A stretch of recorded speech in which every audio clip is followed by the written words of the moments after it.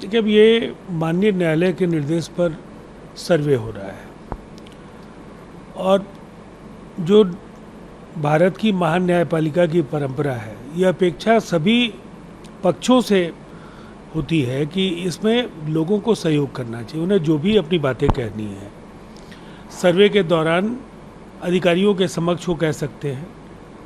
और मुझे लगता है हर सवाल पर जो एक कोहराम मचाने की प्रवृत्ति है असदुद्दीन ओवैसी की, एक विभाजनकारी राजनीति का एजेंडा वो खुद तैयार करते हैं और जिसका नुकसान समाज को होता है।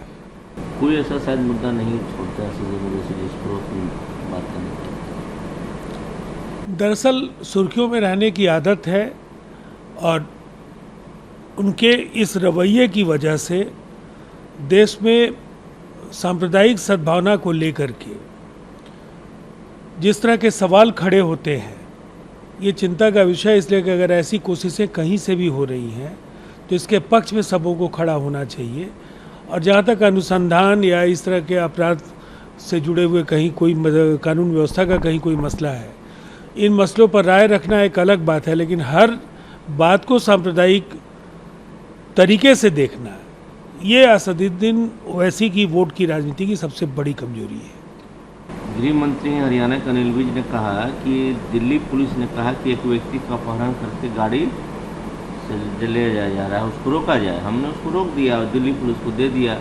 इसमें कुछ गलत और बदमाशी तो है नहीं। बदमाशी तो ये है कि घटना कहीं होती है, FIR पंजाब में किया जाता है। सार्वजनिक जीवन में मर्यादा की एक लक्ष्मण रेखा है और राजनेताओं को संयम के साथ अपनी बातें रखनी चाहिए। जहाँ तक तेजिंदर बग्गा का सवाल है, सरकारों के बीच इसे द्वंद्व का मसला नहीं बनाया जाना चाहिए। जो कार्य न्यायपालिका का है उसे करने देना चाहिए।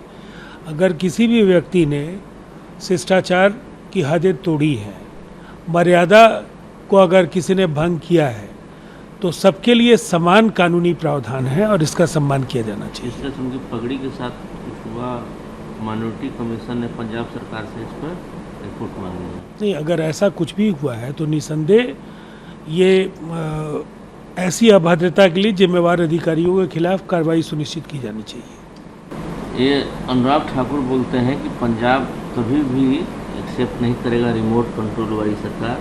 वहाँ की जनता ने जो मैंडेट दिया उसको सम्मान होना चाहिए। उनका सीधा इशारा था कि सरकार भगवंत मान को ला रहे, रिमोट कंट्रोल दिल्ली से हो रहा है।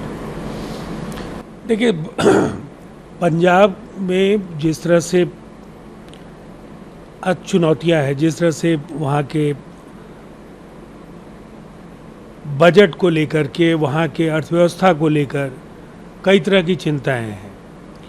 विचारों का आदान प्रदान राजनीतिक दलों में होता है, लेकिन इस बात को नकारा नहीं जा सकता है कि भगवंत सिंह मान को पंजाब के शासन को स्वतंत्र रूप से चलाना चाहिए। बाहरी हस्तक्षेप को पंजाब की जनता भी पसंद नहीं करेगी। राहुल गांधी ये कहते हैं कि हम लोग किसी भी हाल में TRS के साथ कोई अलायंस नहीं करेंगे। KCR CM तो हैं, लेकिन वो ऐसे राजा हैं जनता के नहीं सुनते हैं। कांग्रेस की सबसे जो बड़ी परेशानी है, जो मूलतः कांग्रेस से निकले नेता आज कांग्रेस की कब्र खोदने में देश के अलग अलग राज्यों में है। KCR भी कांग्रेस के एक ज़माने में बड़े नेता रहे हैं। ममता जी भी कांग्रेस के गर्भ से ही उपजी हुई नेता है। और ऐसे अनेक नेता कांग्रेस की कठिनाइयाँ अलग अलग राज्यों में बढ़ा रहे हैं, लेकिन एक पार्टी का लोकतांत्रिक चरित्र विकसित करना भी राहुल गांधी की जिम्मेवारी है। और लोकतंत्र में अगर कोई साझा विकल्प तैयार करना है तो KCR जैसे लोगों को कांग्रेस अगर अपने साथ नहीं ला पाएगी तो कांग्रेस का आधार जिस तरह से घटा है, वापसी कतई संभव नहीं दिखती है।